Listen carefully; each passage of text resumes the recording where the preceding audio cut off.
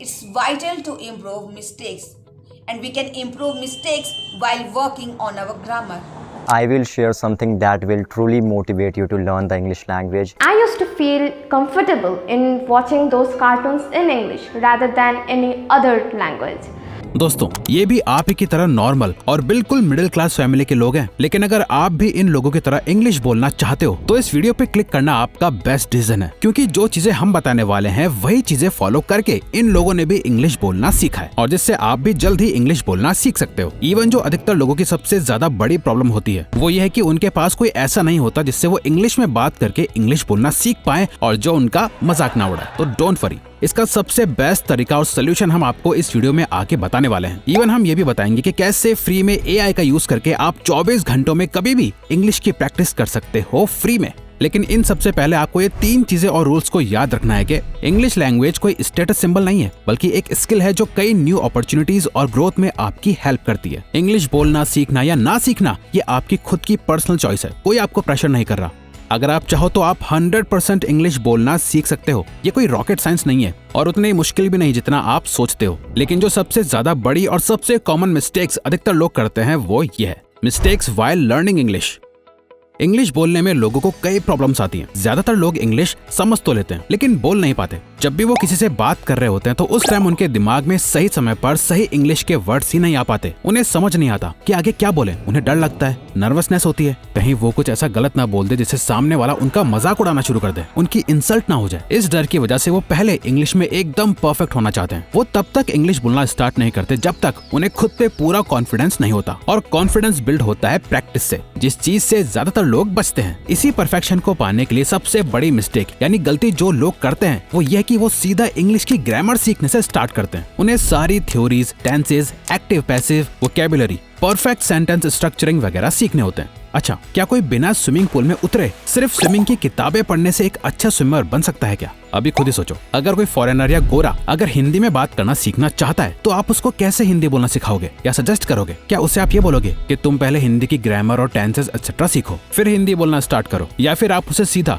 जो जरूरी हिंदी बोलने के लिए बेसिक वर्ड्स और मोस्ट कॉमन रोज बोलने वाली लाइन्स हैं वो उन्हें सिखाओगे और बोलोगे कि लोगों से बात करो और सीखो हिंदी? आई थिंक हम में से हर कोई दूसरा तरीका ही उसे सजेस्ट करेगा। तो हम लोग खुद ऐसा क्यों नहीं करते इंग्लिश सीखते वक्त? क्यों हम उसे लैंग्वेज की तरह नहीं बल्कि एक सब्जेक्ट की तरह सीखते हैं? क्यों लोग जब तक कि अपने ग्रामर को परफेक्ट नहीं कर लेते वो बोलना शुरू तक नहीं करते? ग्रामर आपकी इंग्लिश को बेहतर बनाने के लिए है, लेकिन अगर आप इंग्लिश समझ सकते हो तो आपको ऑलरेडी बेसिक ग्रामर का आइडिया है। बट आपको जिस चीज का आइडिया नहीं है वो ये है कि इस ग्रामर की नॉलेज को यूज कहाँ करना है। इसीलिए नेक्स्ट 50 डेज में आपको सीखने से ज्यादा प्रैक्टिस पे फोकस करना है। और हमें पता है प्रैक्टिस ही आपकी सबसे बड़ी प्रॉब्लम है। इंग्लिश बोलने की प्रैक्टिस आखिर करें तो करें किसके साथ? इसका सोल्यूशन आपको थोड़ी देर में मिल जाएगा, डोंट वरी। अगर आप आगे आने वाले पॉइंट्स को अच्छे से इम्प्लीमेंट करोगे तो आपको अलग से ग्रामर सीखने की जरूरत नहीं पड़ेगी। आप अपने आप करेक्ट सेंटेंसेस बोलने लगोगे। आपको ग्रामर से स्टार्ट नहीं करना, वरना आप हमेशा ग्रामर में ही फंसे रह जाओगे, कभी बोलना नहीं सीख पाओगे और ग्रामर ही आपकी इंग्लिश लर्निंग जर्नी में आपकी सबसे बड़ी रुकावट बन जाएगी। आपको इंटरनेट पर यह सर्च करके देखना है कि इंग्लिश बोलते वक्त लोग सबसे ज्यादा कॉमन मिस्टेक्स क्या करते हैं। बस उन मिस्टेक्स को आपको रिपीट नहीं करना। गूगल पर सर्च करके देखो कि ऐसे 100 या 1000 मोस्ट कॉमन वर्ड्स और इंग्लिश सेंटेंसेस क्या हैं जो रोज रेगुलरली आम जिंदगी में यूज होते हैं, और बस आपको उसे सीखने में फोकस करना है बजाय सब कुछ सीखने के। आपको किसी एक्सेंट पर फोकस नहीं करना, आपको अपने नेचुरल और इंडियन एक्सेंट में ही बोलना है। आपको मिस्टेक करने से डरना नहीं है। जब मौका मिले तब इंग्लिश में बात करनी है। हाँ, आप मिस्टेक्स करोगे, हो सकता है सामने वाला आपको अच्छे से समझ ना पाए या आपका मजाक उड़ाए। आपको इससे डरना नहीं है, बल्कि बस इतना बोलना है, आई एम स्टिल लर्निंग। यानी ये बोलना है कि अभी मैं इंग्लिश बोलना सीख रहा हूँ और प्लीज मैं जहाँ मिस्टेक करूँ तो आप मुझे बताना ताकि मैं उसे करेक्ट कर पाऊँ। क्योंकि जब तक आप अपने अंदर से ये फालतू का डर नहीं निकालोगे तब तक आप कभी इंग्लिश बोलना नहीं सीख पाओगे। नाउ अब बात करते हैं आपको क्या क्या करना है। Best universal formula for English learning. देखो, इंग्लिश क्या, वर्ल्ड की किसी भी लैंग्वेज को सीखने के लिए लैंग्वेज एक्सपर्ट्स बताते हैं कि सिर्फ 4 चीजों से आप किसी भी लैंग्वेज को आसानी से सीख सकते हो। क्योंकि लैंग्वेज सीखना कोई रॉकेट साइंस नहीं है, बल्कि 4 स्टेप फॉर्मूला है जो कि बिल्कुल सिंपल है। बस reading, writing, listening and speaking. और इसे मास्टर करने का सीक्वेंस भी यही है जो कि हमारे चारों सेंसेस से होते हुए हमारे ब्रेन में न्यूरल कनेक्शन डेवलप करेगा। स्टार्ट करने के लिए हमें रीडिंग और राइटिंग से शुरू करना होगा जो कि हमारे फंडामेंटल्स को डेवलप करेगा। आपको हर दिन कम से कम 30 मिनट्स के लिए तेज आवाज में बोल बोलकर एक अच्छी स्टोरी बुक रीड करनी है, जिसमें ज्यादा भारी भरकम इंग्लिश के वर्ड्स ना हो, ज्यादा कॉम्प्लिकेटेड ना हो, बस एक सिंपल इंग्लिश स्टोरी बुक। आप चाहो तो बच्चों की स्टोरी बुक्स भी पढ़ सकते हो, लेकिन अगर आप कुछ ऐसा चाहते हो जो इंटरेस्टिंग भी हो और आपकी इंग्लिश भी इंप्रूव हो जाए, जैसे चेतन भगत की 5 Point Someone या the white tiger by Arvind Adiga और the alchemist by Paulo Coelho, ये वो बुक्स हैं जिनकी इंग्लिश बहुत ज्यादा मुश्किल नहीं है, जिसे आप आराम से समझ सकते हो, जिसके साथ साथ आप कई नए और इम्पोर्टेंट वर्ड्स भी सीखते हो जो आपकी एवरीडे कम्युनिकेशन में हेल्प करेगा। बल्कि इसी वजह से आप रोज इंग्लिश पढ़ते पढ़ते बोलोगे तो आपके मुंह को और आपके सबकॉन्शियस ब्रेन को इंग्लिश बोलने में अजीब नहीं लगेगा, क्योंकि आप रोज तो इंग्लिश पढ़ पढ़ के बोलते ही हो। इससे आपकी माइंड और मसल मेमोरी बिल्ड होगी।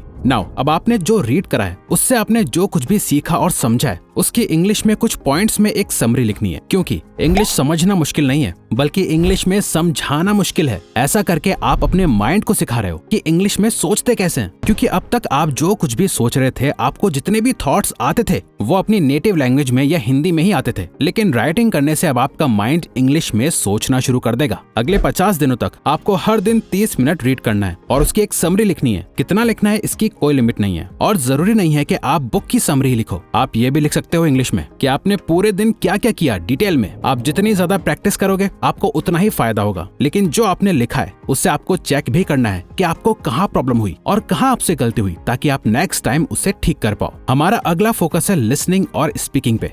Consume only English content.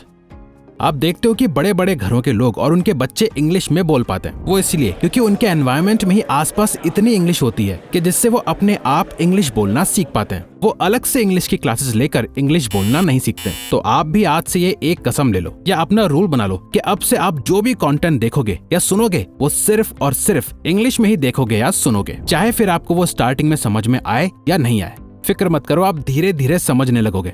अब से आप जो भी करोगे वो सिर्फ इंग्लिश में ही होगा। YouTube पर इंग्लिश में ही वीडियोस, सिर्फ हॉलीवुड इंग्लिश मूवीज ही, गाने भी सिर्फ और सिर्फ इंग्लिश गाने, news, matches, web series, podcast, सब कुछ इंग्लिश में ही। एनवायरनमेंट से बेटर कोई टीचर नहीं होता। अगर आप अपने आसपास इंग्लिश स्पीकिंग वाला एनवायरनमेंट क्रिएट नहीं कर सकते तो एटलीस्ट आपको अपना डिजिटल एनवायरनमेंट ऐसा क्रिएट करना होगा जो आपको अपने इस गोल में सपोर्ट करे। आप जो भी कंटेंट देख रहे हो उसमें मेक श्योर करो कि इंग्लिश सबटाइटल्स अवेलेबल हो। इससे आप ये सीख पाओगे कि किस वर्ड को किस तरह प्रोनाउंस करा जाता है। इसीलिए आपको इस बात का खास ध्यान रखना है कि आप किसी स्पेसिफिक एक्सेंट का कंटेंट ना देखो, जैसे ब्रिटिश या ऑस्ट्रेलियन। ये आपकी लर्निंग को और भी मुश्किल कर देगा। आपको सिंपल इंग्लिश कंटेंट देखना है, जैसे यूट्यूब वीडियोस, हॉलीवुड मूवीज या American TV shows, Indian movies या वेब सीरीज जो सिर्फ इंग्लिश में हो। और आपको कुछ समझ नहीं आ रहा तो सिंपली आप फ्रेंड्स टीवी सीरियल भी देख सकते हैं इंग्लिश की अंडरस्टैंडिंग के लिए, जिसको दुनिया भर में कई लोग देखते हैं इंग्लिश सीखने के लिए। इसके बाद जो सबसे इंपॉर्टेंट टास्क है वो है practice. Communicate in English. Now अब आपने जो कुछ भी सीखा है, अब बारी है उन सभी नॉलेज को टेस्ट करने की और एक्चुअली में अपनी स्पीकिंग स्किल्स पे काम करने की। देखो, हमें पता है आपकी सबसे बड़ी प्रॉब्लम यही है कि आपके आसपास कोई इंग्लिश में बात करने वाला नहीं है जो बिना जज करे आपको इंग्लिश बोलते हुए सुन पाए, आपसे बात कर पाए और आप प्रैक्टिस कर पाओ। अब इस प्रॉब्लम को सॉल्व करने के 3 रास्ते हैं। सबसे पहला और सबसे बेस्ट है कि आप अपने पैसे इन्वेस्ट करके एक online English speaking platform join कर लो, जहां आप रियल टाइम में एक्सपर्ट से बात कर सकते हो जो बिना आपको जज करे आपकी टूटी फूटी इंग्लिश को सुनेंगे, उसमें मिस्टेक्स बताएंगे और उसे करेक्ट करना भी सिखाएंगे, जिनके साथ प्रैक्टिस कर करके आप अच्छी इंग्लिश बोलना बहुत जल्दी सीख जाओगे। आपको ऐसे काफी सारे ऐप्स और प्लेटफॉर्म्स मिल जाएंगे, बट हम जानते हैं कि हर कोई पैसे इन्वेस्ट नहीं कर सकता। इसलिए हमारे पास एक ऐसा सोल्यूशन है जिससे आप फ्री में इंग्लिश में बात कर सकते हो, जो आपकी बात सुनेगा और आपको आंसर्स भी देगा। हम बात कर रहे हैं चैट जीपीटी की, जो कि एक AI असिस्टेंट है जिसे आप चाहो तो अपना इंग्लिश टीचर भी बना सकते हो। आपको चैट जीपीटी पे साइन अप करके उसे बस ये बोलना है, Hey GPT,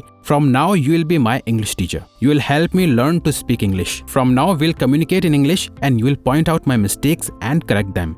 इसके बाद चैट जीपीटी आपको एक जवाब देगा और फिर आप इसे जितनी चाहे बात कर सकते हो। ये आपकी बातें सुनेगा, समझेगा और आपको इंग्लिश सीखने में हेल्प करेगा। बट ये सारी बातें सिर्फ चैटिंग पे हो सकती हैं। अगर आप स्पीकिंग के कॉन्फिडेंस को बूस्ट करना चाहते हो तो आपको इसके लिए एक टास्क और करना है। आपको हर दिन अपनी 1 मिनट की वीडियो शूट करनी है, जहां आप अपने पूरे दिन के शेड्यूल के बारे में बताओगे, जैसे व्लॉग्स में होता है। ये रिसेंटली 75 हार्ड चैलेंज में हमने देखा। आपने दिन भर में जो कुछ भी करा उसे नोट डाउन करो, 1 मिनट में उन सभी बातों को कहने की कोशिश करो। एक स्क्रिप्ट बनाओ और चैट जीपीटी से उस स्क्रिप्ट को चेक करवाओ कि आपने वो कितनी सही लिखी है और कितनी गलत। उसके बाद कैमरे के सामने आके बिना देखे उस स्क्रिप्ट में लिखी बातों को बोलना शुरू कर दो। और यकीन मानो दोस्तों, अगर अगले 50 दिन तक आपने इस टास्क को कंसिस्टेंटली करा, हर दिन अपनी एक वीडियो रिकॉर्ड करी, तो 51वें दिन आपकी इंग्लिश स्पीकिंग स्किल पहले से बहुत ज्यादा अच्छी हो जाएगी और आप खुल के बिना डरे कॉन्फिडेंस के साथ इंग्लिश में बातें कर पाओगे।